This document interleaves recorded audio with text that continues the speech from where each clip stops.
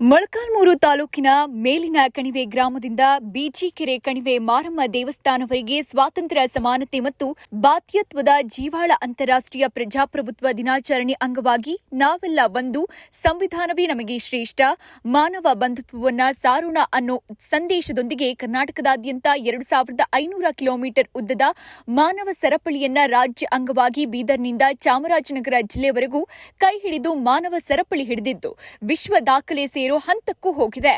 ರಾಜ್ಯದ ಗಡಿ ಜಿಲ್ಲೆಗಳಾದ ಬೀದರ್ ಜಿಲ್ಲೆಯಿಂದ ಚಾಮರಾಜನಗರದವರೆಗೂ ಸಮಾಜದ ಎಲ್ಲ ವರ್ಗದ ಜನರು ಸೇರಿದಂತೆ ಸುಮಾರು 25 ಲಕ್ಷ ಮಂದಿ ಕೈ ಹಿಡಿದು ರಾಜ್ಯದುದ್ದಕ್ಕೂ ವಿಶ್ವದ ಬೃಹತ್ ಮಾನವ ಸರಪಳಿ ನಿರ್ಮಿಸಿದ್ರು.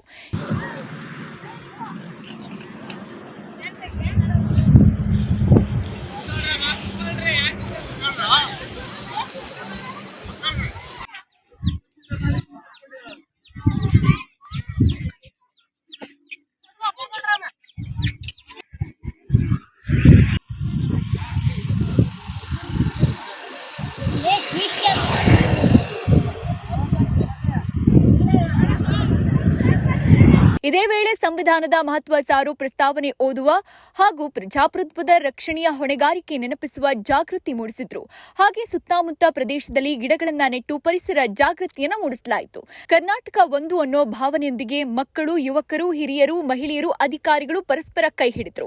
ಹಾಗೂ ವಿವಿಧ ಶಾಲೆಯ ವಿದ್ಯಾರ್ಥಿಗಳು ಮತ್ತು ಶಿಕ್ಷಕರು, ಶಿಕ್ಷಕಿಯರು ಹಾಗೂ ಪೊಲೀಸ್ ಇಲಾಖೆಯ ಅಧಿಕಾರಿಗಳು, ಅರಣ್ಯ ಸಿಬ್ಬಂದಿ ಅಧಿಕಾರಿಗಳು, ಗ್ರಾಮ ಪಂಚಾಯಿತಿ ಅಧ್ಯಕ್ಷರು, ಉಪಾಧ್ಯಕ್ಷರು, ಸದಸ್ಯರು, ಹಿರಿಯರು ಭಾಗವಹಿಸಿದ್ರು.